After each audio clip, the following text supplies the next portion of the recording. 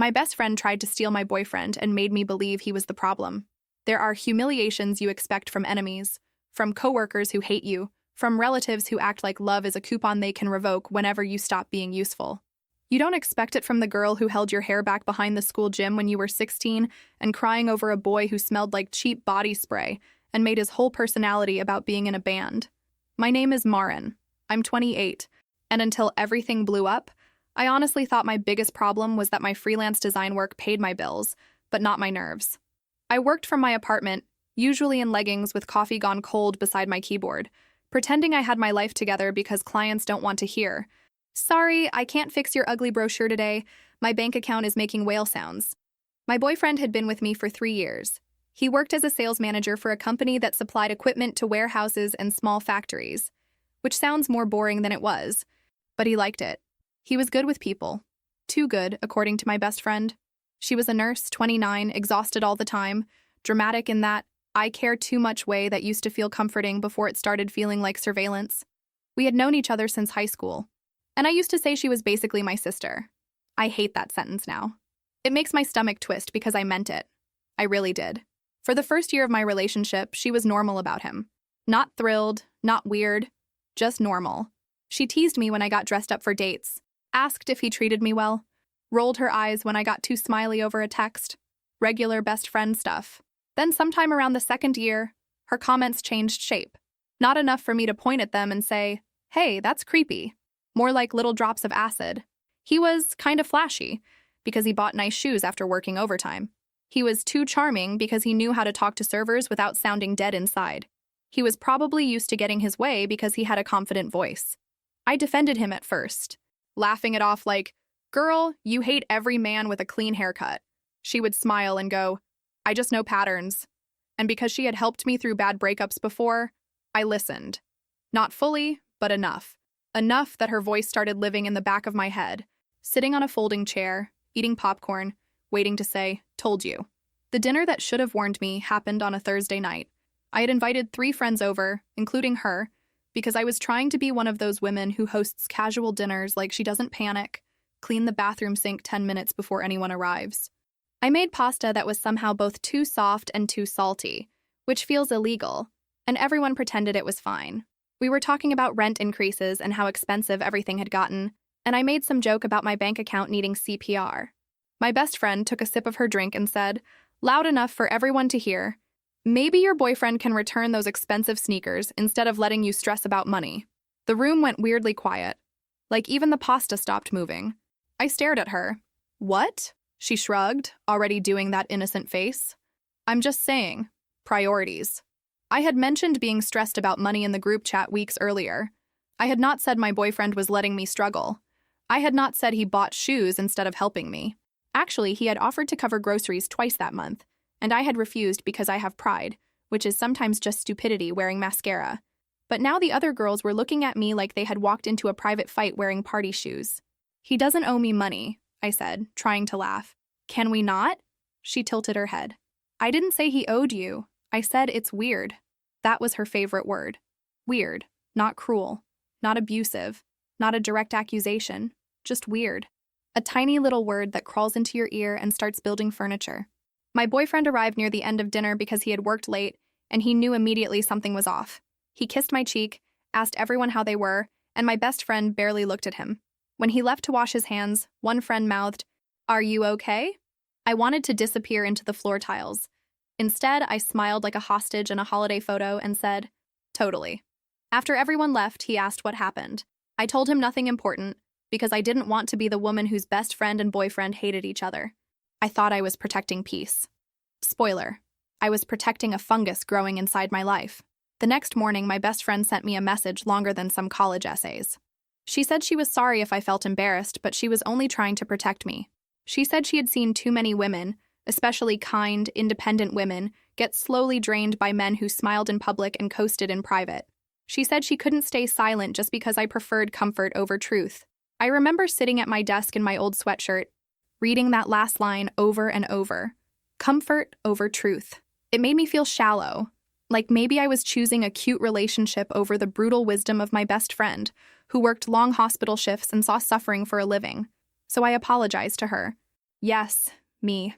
I apologized. Don't yell at me. I have already yelled at myself enough for both of us. Once she realized guilt worked on me, she used it like a house key. Any happy thing I shared became evidence. If I said he brought me soup when I had cramps, she said, love bombing can look sweet. If I said he helped me rearrange my office corner, she said, men love making themselves needed. If I said he asked about moving in together someday, she sent apartment listings for places I could afford alone and wrote, just keeping options open, babe. Babe. That word still makes me want to chew drywall. My boyfriend noticed before I did. We would be watching a movie and my phone would buzz. I would glance down, and there she was, asking what I was doing, if I was safe, if he was there, if I could call her for just 5 minutes. He finally paused a movie one night and said, does she always need you right when we're together? I got defensive so fast I should have pulled a muscle. She's my best friend. I know, he said carefully. I'm not saying she isn't. I'm saying it feels like she doesn't like when you have a life that doesn't include her. That made me mad because it sounded too close to something I had been afraid to think. So naturally, I turned it into his problem. She's been there for me longer than you have. He leaned back, hurt flashing across his face. Okay, that's not what I meant. I knew I had been unfair the second I said it, but pride is a stupid little goblin, so I didn't apologize right away. I washed a mug in the sink with the intensity of a woman defusing a bomb while he sat quietly on my couch.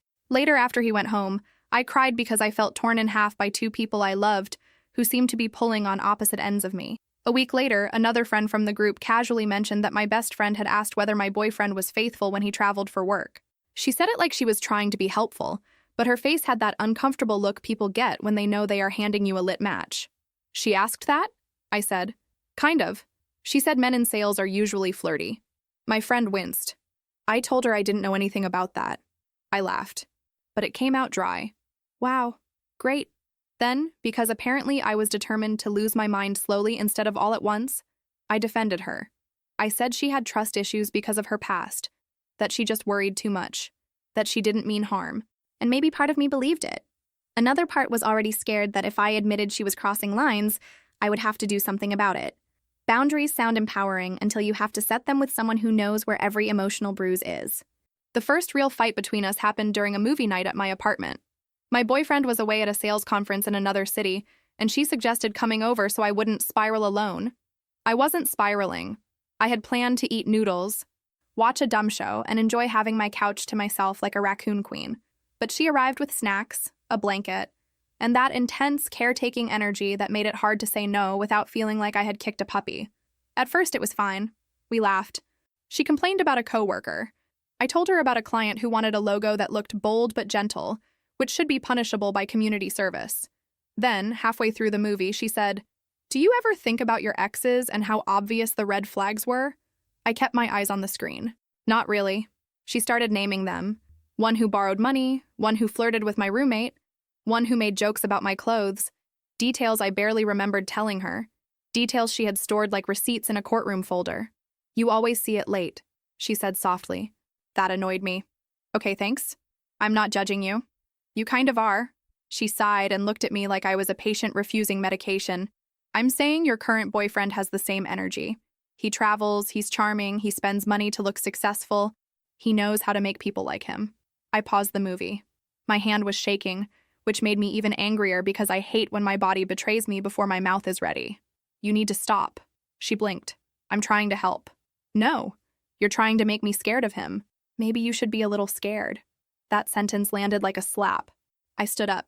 Get out. She stared at me, then started crying. Not loud crying. Worse.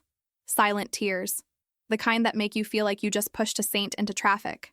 One day you're going to thank me for being honest, she said, grabbing her bag. And I hope I'm still around when you do. I didn't sleep that night. I replayed everything she had said. Then I replayed my boyfriend's face when I snapped at him about her. By the time he came back from the conference, I was weird, distant, overly casual, asking too many questions about his trip in a voice that tried to sound playful and failed miserably. He noticed. Did something happen while I was gone? I almost told him. I almost said, my best friend thinks you're cheating and maybe dangerous, and I don't know why I'm letting her crawl into my brain. Instead, I said, no, I'm just tired. And that was the beginning of me lying to the man I supposedly trusted, because I was too ashamed to admit I was letting someone else edit my reality. A few weeks later, my mother had a blood pressure scare. She lived about 4 hours away, and even though she insisted she was fine, her voice sounded thin and stubborn on the phone, which is how she sounds when she is absolutely not fine. I packed a bag in panic mode, forgot my toothbrush, packed 3 sweaters for warm weather because apparently fear makes me stupid, and drove there that afternoon. My boyfriend offered to come, but he had a major presentation at work, and I told him I could handle it. My best friend immediately offered to water my plants and check my mail. She still had a spare key from before I started dating him. I had never asked for it back because at the time asking for a key back from my basically sister felt dramatic. That sentence aged horribly. Back then it felt practical. Single woman, freelance schedule, deliveries, emergencies, very responsible. Very adult. Very future true crime podcast detail.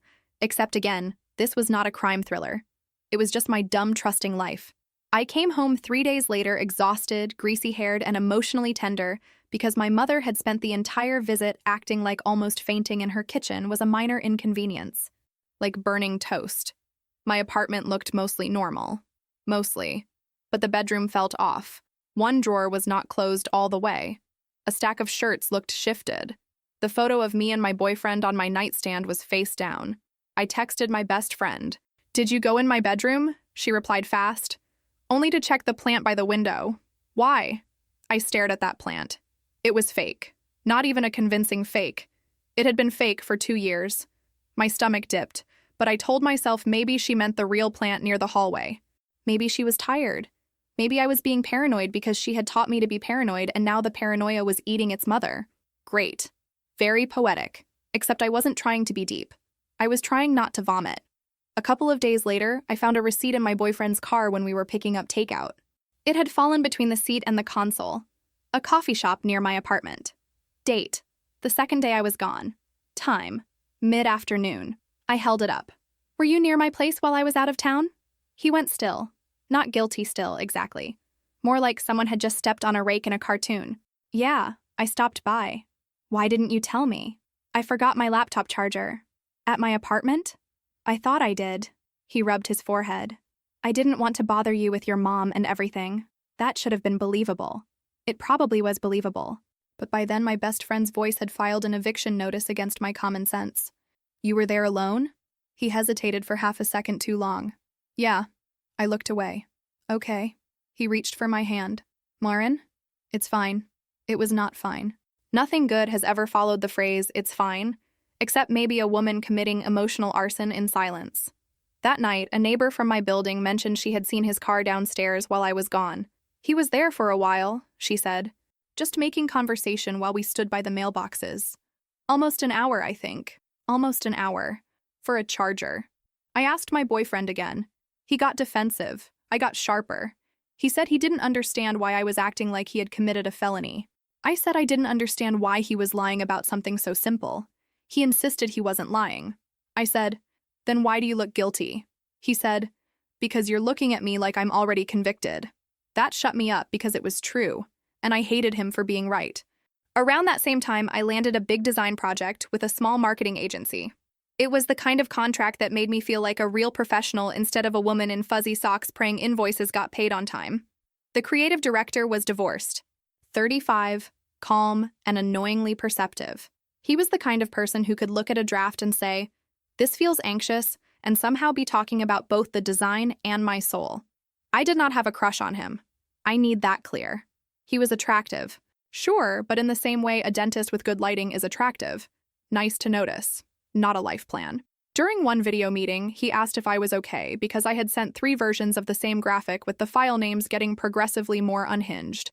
One literally ended with final for real help. I laughed and said I was dealing with friend drama. He didn't pry, but I ended up talking. Not every detail, but enough. The constant comments, the suspicion, the way I felt guilty when I was happy. He listened and then said, "Sometimes the person who keeps warning you about danger isn't protecting you. Sometimes they're making sure you only trust them." I hated that. Not because it was wrong, because it was too clean, too simple. My life was not supposed to be a sentence from a man who approved font choices. He added, "I'm not saying that's what your friend is doing. I don't know her. But in my marriage, someone outside the relationship kept feeding both of us little doubts. By the time we understood the pattern, we had done most of the damage ourselves.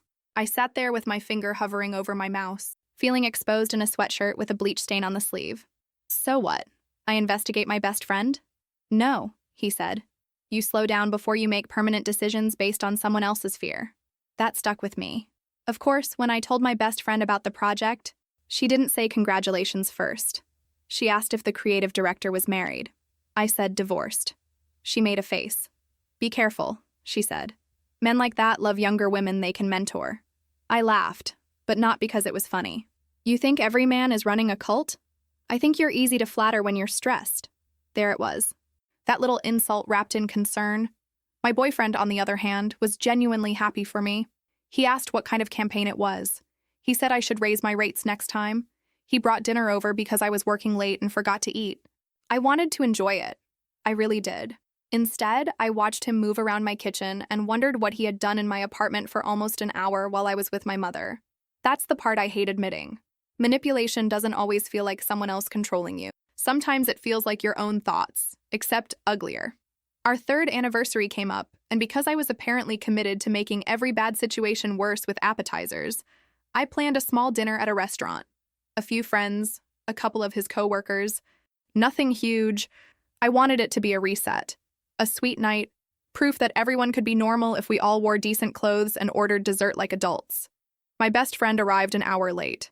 She walked in with no real apology, just kissed my cheek and said, "Hospital was insane," even though I later found out she had not worked that shift.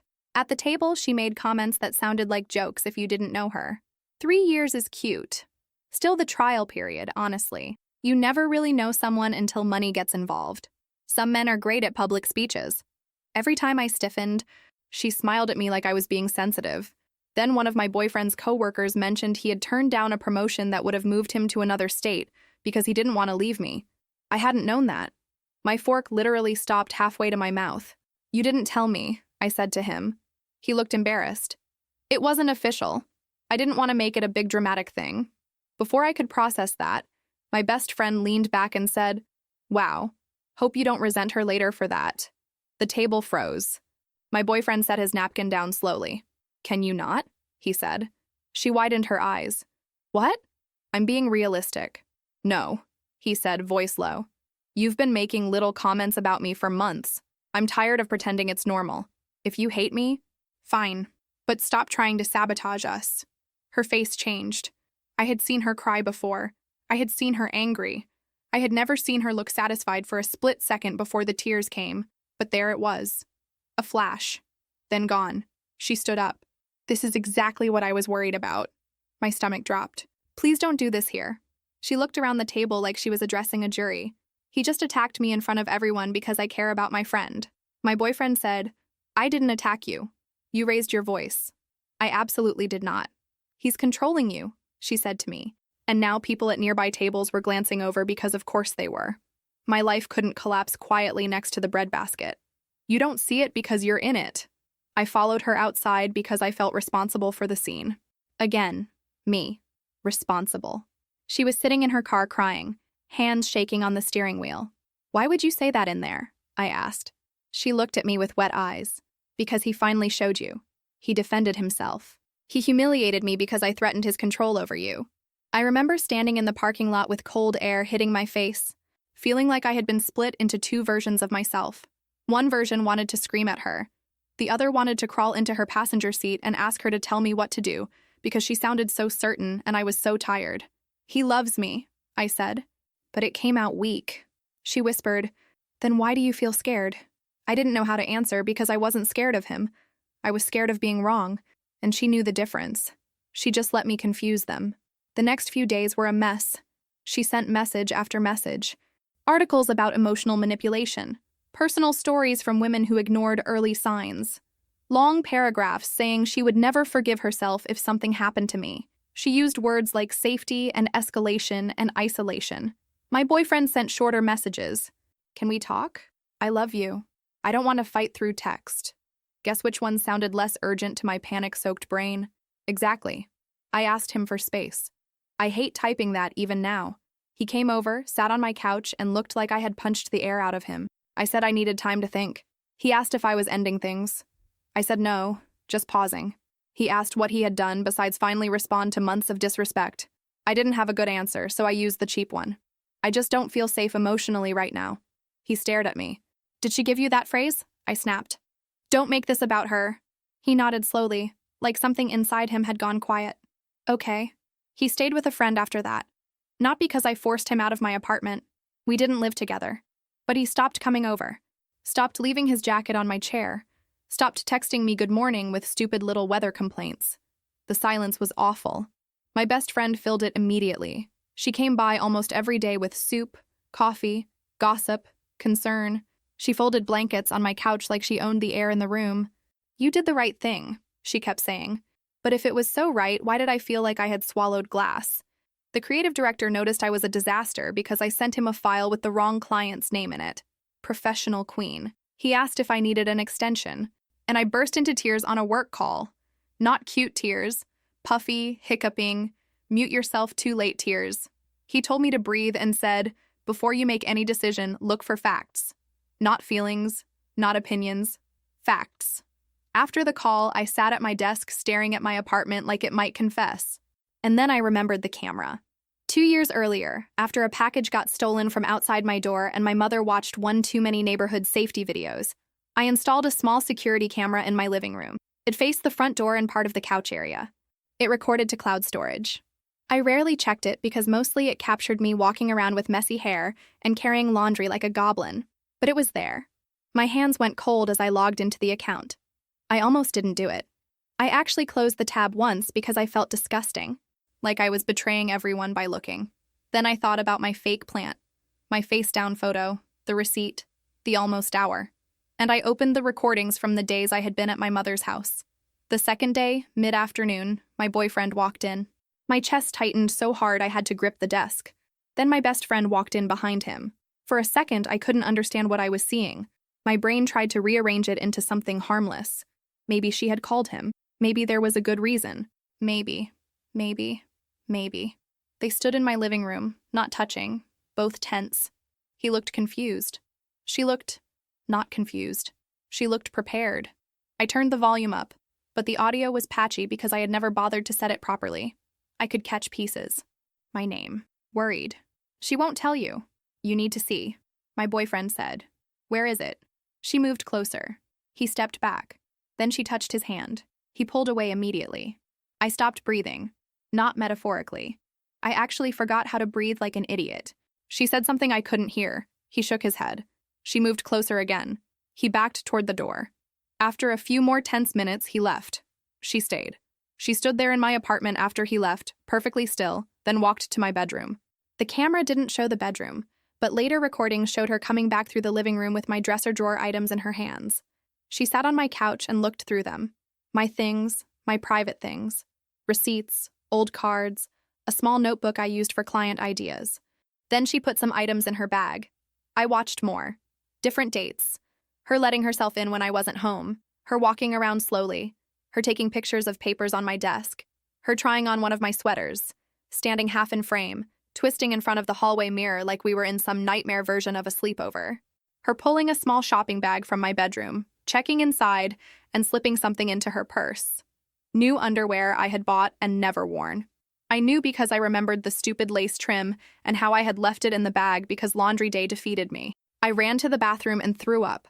Then I sat on the floor with my back against the tub, my phone in my hand, and called my boyfriend. He answered on the second ring. Marin? I could barely talk. Can you come over? Silence. Are you okay? No, I found something. I need you to see it. He arrived in less than half an hour. His hair was messy, his face tight, like he had spent days not sleeping. I didn't hug him, not because I didn't want to, but because I felt too ashamed to touch him. I pointed to the couch and played the videos on my television. He watched quietly at first. Then he covered his mouth with his hand. When the clip showed her trying to touch him, his eyes filled with tears. He looked relieved and devastated at the same time. I should have told you, he said. I turned to him. Yes, you should have. He nodded. I know. And then he told me what happened. She had messaged him while I was at my mother's. using a number he didn't recognize at first because he had muted her before. She said I was having a serious emotional crisis and hiding it from him because I didn't want to burden anyone. She said she had found messages or notes that proved I was spiraling badly about the relationship, that I was scared and ashamed, and that if he loved me, he needed to come to my apartment and see for himself. She said she was only involving him because she was afraid I might do something drastic. He said he panicked. Of course he did, because despite everything, he loved me. He went to my apartment thinking he might find proof that I was depressed or in danger or secretly planning to disappear into a cave of unpaid invoices and anxiety. Instead, she led him inside and started talking in circles. She said I didn't appreciate him. She said she understood him. She said she knew what it felt like to be used by someone emotionally needy. He got uncomfortable and asked where the messages were. That's when she tried to touch him. She tried to kiss me, he said, voice cracking. I left. I didn't know what to do. Why didn't you tell me? He looked at the floor. Because I thought you'd think I was trying to destroy your friendship. And because she framed it like she was worried about you. I didn't know if there really was something going on with you. I didn't want to make it worse. I wanted to be angry at him because anger would have been easier than shame. So you lied. I froze, he said. Then I lied by omission. Yeah. We sat there in the wreckage of that sentence. I asked to see his phone. He handed it over without hesitation. That hurt too, weirdly. Because guilty people stall. He didn't. There were months of messages from her. Some from her real number before he blocked it.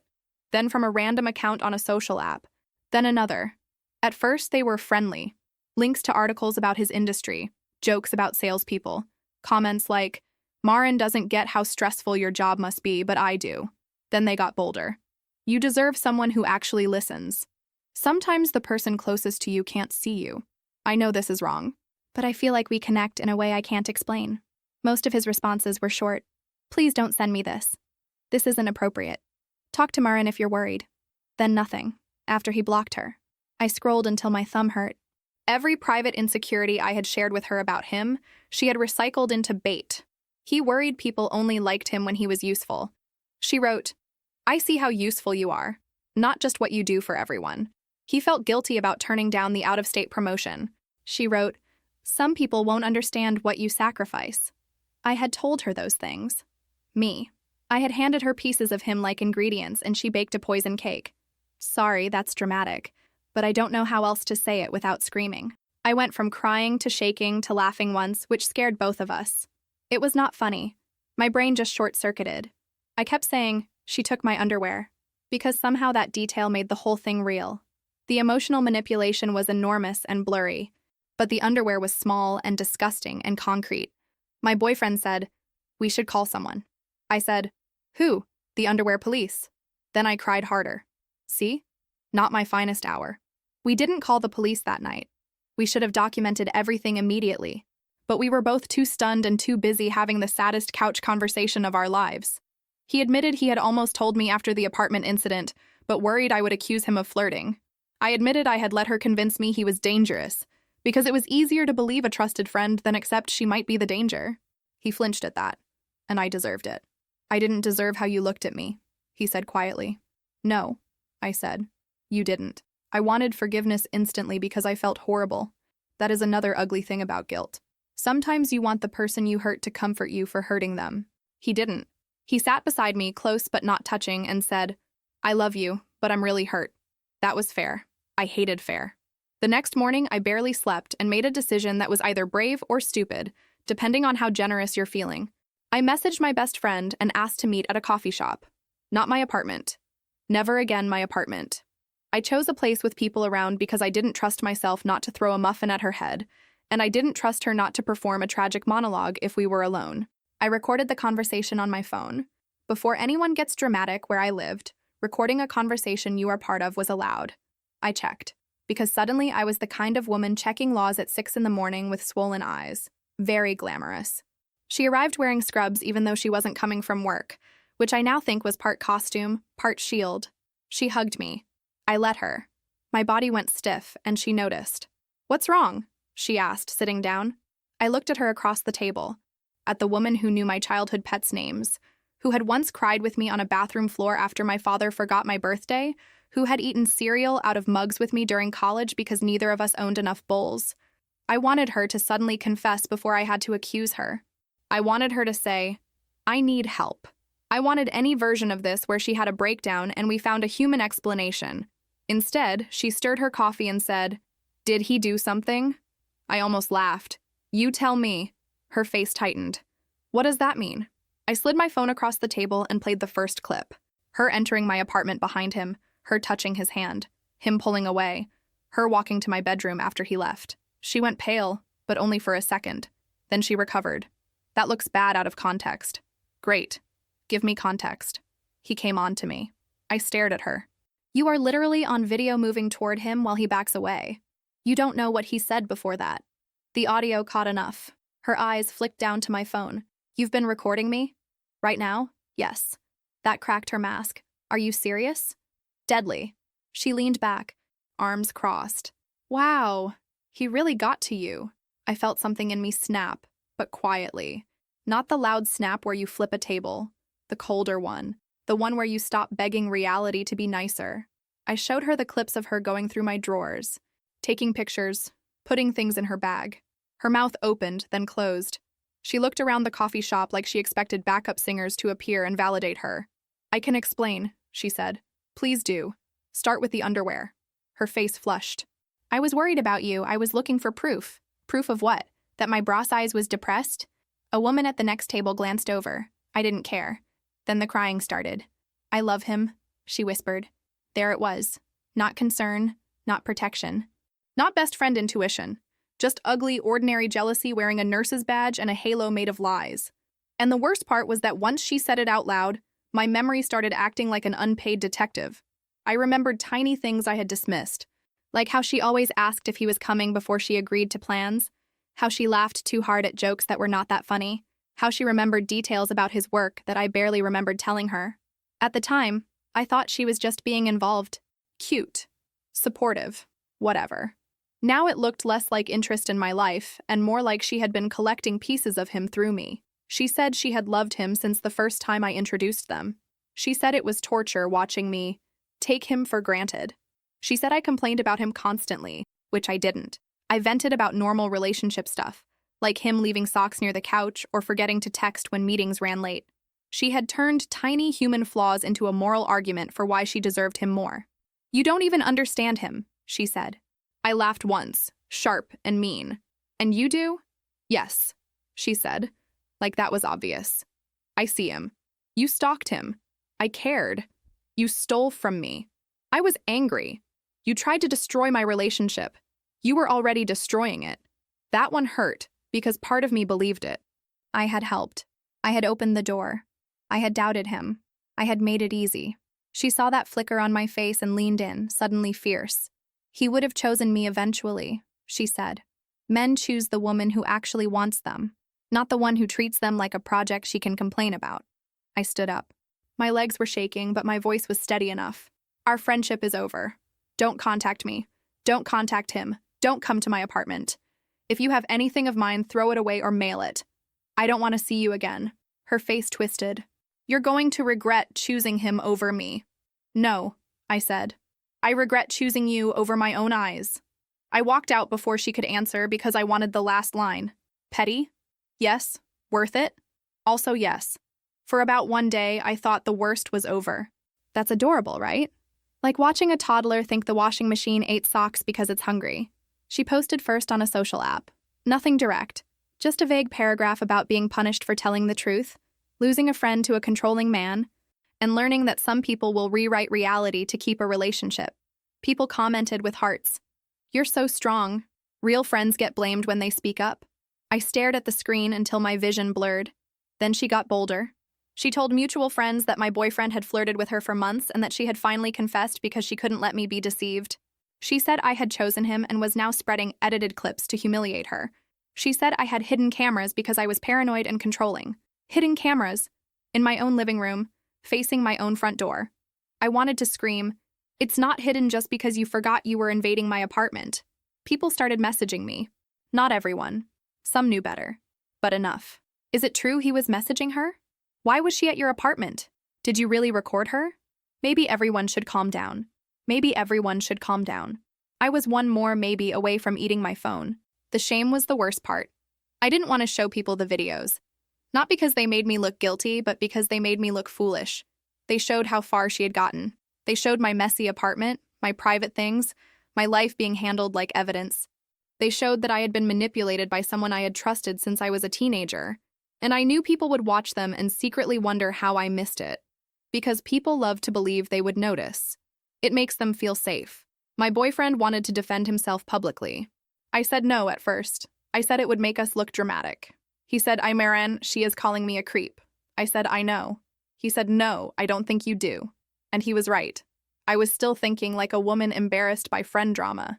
He was thinking like a man whose reputation was being dragged through a mud puddle because he refused to cheat with my best friend. Fair point.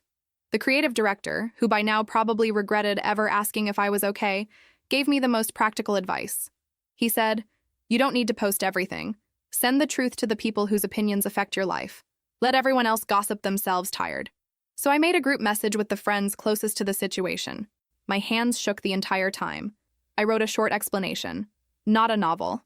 Not a courtroom brief. Just, she entered my apartment without permission, went through my belongings, attempted inappropriate contact with my boyfriend, and lied about it.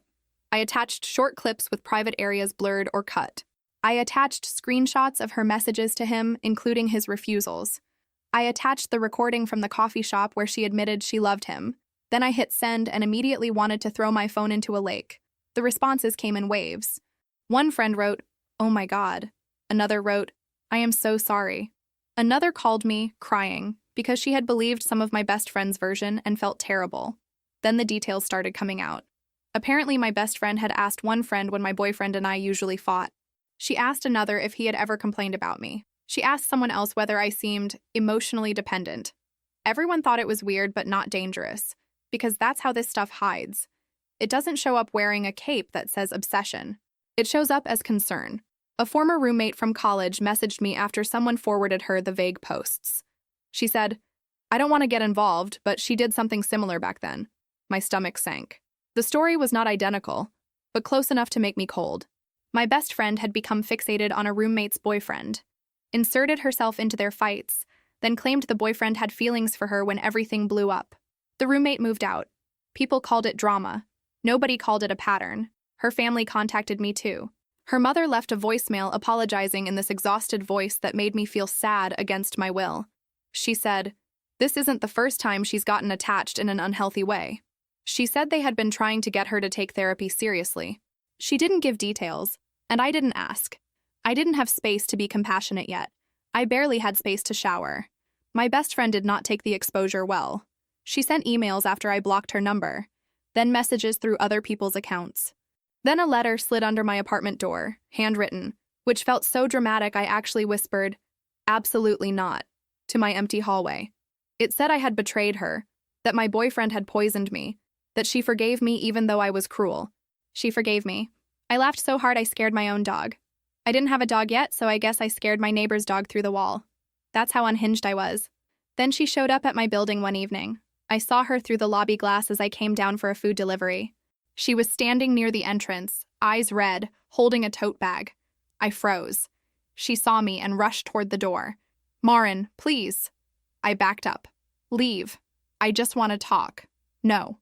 After everything, you owe me one conversation."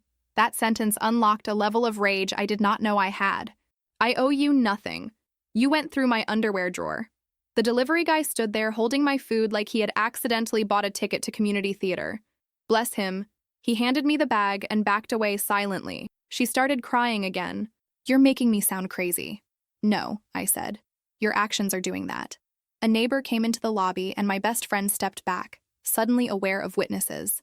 She left, but not before saying, "He won't love you forever." I filed a police report the next day. It was not some dramatic arrest situation. No flashing lights, no grand justice music.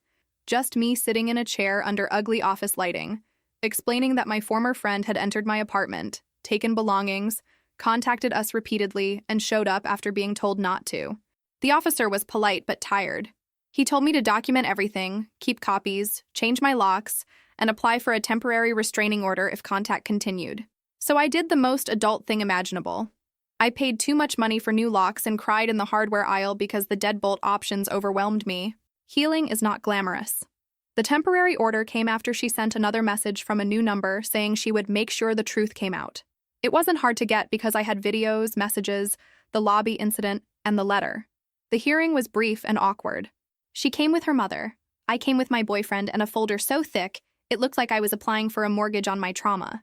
The judge was calm, asked questions, and made it clear this was about contact, not everyone relitigating friendship wounds. My best friend tried to say she only wanted closure. The judge said closure did not require showing up at someone's building. I almost smiled. I didn't because dignity, but internally I was doing a tiny petty dance. The order didn't fix my life. It just gave it offense. What I didn't expect was how much my actual family would turn the whole thing into a mirror maze. My mother was worried, yes, but worried in that way that somehow still came with a lecture. She kept saying, "I always thought that girl was too intense," which was not helpful because she had invited that girl to every birthday dinner for over a decade, and once told me I was lucky to have a friend who was so devoted. When I reminded her of that, she got offended and said, "Well, I didn't know she was going to act like a soap opera villain." Fair. None of us had that on the calendar. My older sister reacted worse. She has always been the kind of person who thinks being blunt is a personality instead of a habit she should apologize for. She called me after hearing some half-chewed version from my mother and opened with, "So let me get this straight. Your best friend was obsessed with your boyfriend and you didn't notice?" Beautiful, warm, healing. I said, "Thanks. That's exactly what I needed." "I'm not being mean," she said, which is how you know someone is about to be mean. "I'm just saying you ignore obvious things." That hit an old bruise. Growing up, she was the responsible one, the one who got good grades without crying over math, the one who could call the insurance company without rehearsing first. I was the emotional one, the dramatic one, the one my family treated like I needed a committee to approve my decisions. So of course this became proof, in her mind, that I was still that girl. My boyfriend was sitting beside me while I had her on speaker, and I saw his jaw tighten. "She manipulated a lot of people," he said. My sister paused. "I wasn't talking to you," he said. "You're talking about me too, whether you mean to or not." That was the first time I saw him defend me to my family after everything, and I hated that I needed it. I also loved him for it. Both can be true. My sister got huffy. My mother later called to tell me not to create tension, and I spent an entire evening feeling like I had escaped one emotional trap just to walk into the family version with worse snacks. For a while, I didn't tell my family much. Not because I was hiding, but because every update turned into an autopsy of my judgment. My mother wanted me to move home temporarily. My sister wanted me to stop dating until I had processed why I attract chaos. My aunt, who had no business being involved but somehow always found a way to parachute into drama with lipstick on, sent me a message saying women needed to be careful sharing too much with friends because jealousy between women is ancient. I stared at that message for a full minute. Ancient. Like we were discussing pottery. The worst part was that some of their criticism had little grains of truth hiding inside the condescension. I had shared too much. I had ignored signs. I had treated my best friend's concern like evidence and my boyfriend's confusion like guilt. But hearing it from people who sounded almost pleased to be right made me feel small and defensive instead of reflective. So I did what I do when overwhelmed. I cleaned. I cleaned my kitchen cabinets at midnight. I threw away expired spices. I scrubbed the inside of the fridge like it had personally betrayed me. My boyfriend came over, found me sitting on the floor surrounded by jars, and said, "Are we mad at Cinnamon now?" I burst out laughing, then crying, then laughing again. He sat down beside me and didn't try to fix it. He just handed me a paper towel and said, "For the record, Cinnamon looks guilty." That was one of the first moments I felt us coming back. Not as the couple we had been, but as two people standing in a messy kitchen choosing not to make the mess worse. My relationship, honestly, was not magically beautiful after that. I wish I could say the truth came out and my boyfriend and I fell into each other's arms while soft music played and everyone learned a lesson. No, we were awkward, tender, resentful in little flashes. He loved me, but he was hurt. I loved him, but I was ashamed. Sometimes he would go quiet during dinner, and I knew he was remembering how quickly I doubted him. Sometimes I would apologize again, and he would say, "I know," but his face would stay tired. Then I would get defensive because I wanted forgiveness to be immediate, which is not how forgiveness works, apparently. Rude. We went to couples counseling. I hated it at first. sitting on a couch explaining to a calm woman with a notebook that I had let my best friend convince me my boyfriend was emotionally unsafe because she wanted him. Humbling. Very humbling. The counselor asked me what I got out of believing my best friend. I said, nothing. She waited. Therapists love silence. It is their favorite weapon. Finally, I admitted that believing my best friend meant I didn't have to trust myself. If something went wrong, I could say someone warned me. I could blame the map instead of my own driving. My boyfriend had his own work too. He admitted he avoided conflict until avoidance turned into lying. He should have told me the moment she tried to cross a line. He thought silence was protecting me, but it also protected her. Hearing him say that helped. Not because it made us equal in blame, because we were not, but because it reminded me we were both human, and both scared and both capable of making the exact wrong choice while telling ourselves it was kindness. My mother recovered from her health scare, then somehow made the entire situation about whether I should move closer to her, because city friends are strange.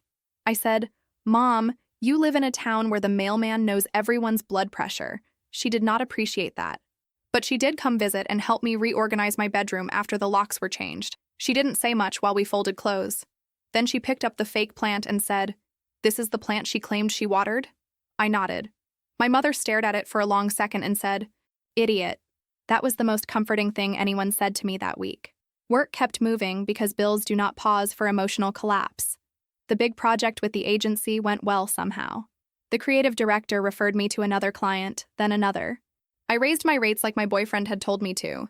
It felt weird making more money while my personal life looked like a raccoon had driven it into a ditch, but I took the win. My boyfriend eventually accepted a better position in the same city, with more flexibility and less travel. He said he didn't want decisions about his career to be haunted by her comments. I said I didn't want that either. We had a lot of conversations like that, small and careful, like placing dishes back into a cabinet after an earthquake. The friend group changed. Some people stayed. Some drifted away because they didn't know what to say, or because drama makes people uncomfortable when it can't be consumed as entertainment anymore. One friend admitted she had thought I exaggerated until she saw the videos. That hurt, but I appreciated the honesty. Another friend kept trying to play mediator and said things like, "She's clearly unwell, though." I said, "She can be unwell away from me." That became my little mantra. Compassion with distance. Very mature. Sometimes I said it while eating cereal for dinner and crying, but still. Months later, my boyfriend and I decided to move into a new apartment. Not because I wanted to run away, though maybe part of me did. The old place felt contaminated. Every time I walked past the living room, I saw her on the recording. Every time I opened my dresser, I felt watched. The new place was smaller than we wanted and more expensive than it deserved to be, because apparently landlords think a patch of sunlight is a luxury amenity. But it was ours. No spare keys went to friends. Not one. My mother got one in a sealed envelope for emergencies, and even that took me 3 days of internal debate. The moving day itself was a disaster in the most normal way, which almost made it funny. My sister showed up late with coffee only for herself, because apparently community support has limits, and my mother kept labeling boxes with words like miscellaneous and important, which is the opposite of a system. At one point, my boyfriend and my sister got into a quiet argument over whether a bookshelf should go against the long wall or the short wall. It was so dumb, so painfully domestic, that I had to go into the bathroom and breathe for a minute because I realized this was what I wanted back. Ordinary irritation. Not secret messages, not accusations, not wondering who had touched my things. Just people being annoying because couches are heavy and nobody can agree where the lamp goes. That night, after everyone left, my boyfriend and I ate takeout on the floor because we had no table assembled yet. My back hurt. My hair was disgusting. I had a bruise on my shin from losing a fight with a box labeled soft stuff, which felt personal. He raised his plastic cup and said, "To no spare keys." I clinked mine against his. "To deadbolts and emotional boundaries." He smiled, but then his face got serious. "And to telling each other the ugly stuff before it becomes a monster." That one landed. I nodded. "Yeah, that too." We adopted a dog from a shelter after we settled in. I know, classic couple rebuild move. He was medium-sized, scruffy, and looked permanently offended by furniture. We loved him immediately. The first week, he chewed one of my slippers, and I cried, because it was the first normal domestic problem I had in months. My boyfriend found me on the kitchen floor holding the slipper like a fallen soldier and said, "Are you crying because the dog is annoying?" I said, "Yes, and I'm grateful." He sat beside me and laughed. And for once, the laugh didn't feel like denial. It felt like air. Healing was uneven. Some days I felt fine. Other days a message notification made my stomach drop. Sometimes I missed my best friend with a suddenness that felt humiliating. Not the person she turned out to be, exactly. The person I thought she was. The girl who knew my coffee order. The girl who once drove across town because I had food poisoning and needed electrolyte drinks. The girl who could make me laugh so hard I forgot I was poor and anxious and terrified of becoming my mother. Grief is annoying like that. It doesn't care if someone hurt you. It still shows up with old photos and says, "Remember when?" One evening, about a year after the restraining order, a mutual acquaintance told me my former best friend had moved to another part of the city and was doing better. I didn't ask what that meant. Better for whom? Better how? Taking therapy seriously? Leaving couples alone? Buying her own underwear? I know, mean. But sometimes mean thoughts are just thoughts, and I let myself have them privately instead of turning them into a lifestyle. The final time I saw her was a year and a half after the coffee shop confrontation. I was in a home improvement store with a cart full of balcony supplies because my boyfriend had decided we were planter people now. We were not planter people. We were people who had killed Basil twice. But the new apartment had a tiny balcony, and apparently trauma recovery sometimes involves soil. I turned into an aisle looking for hooks, and there she was. She looked different. Shorter hair, tired face, clothes that seemed washed too many times. She was standing alone, comparing discounted items, and for 1 second we just stared at each other. My whole body went alert, like it remembered before my brain did.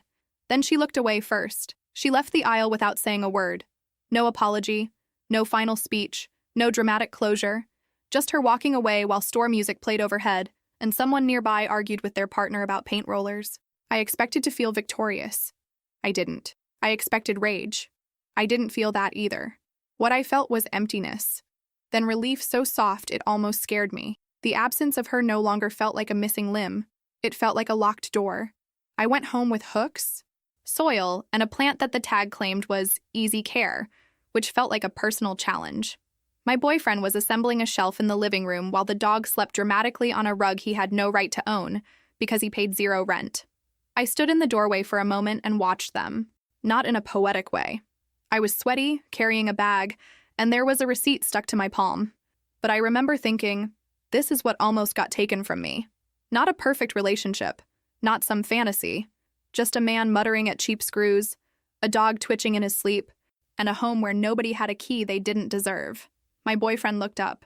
"You okay?" I thought about saying yes automatically. Old habit.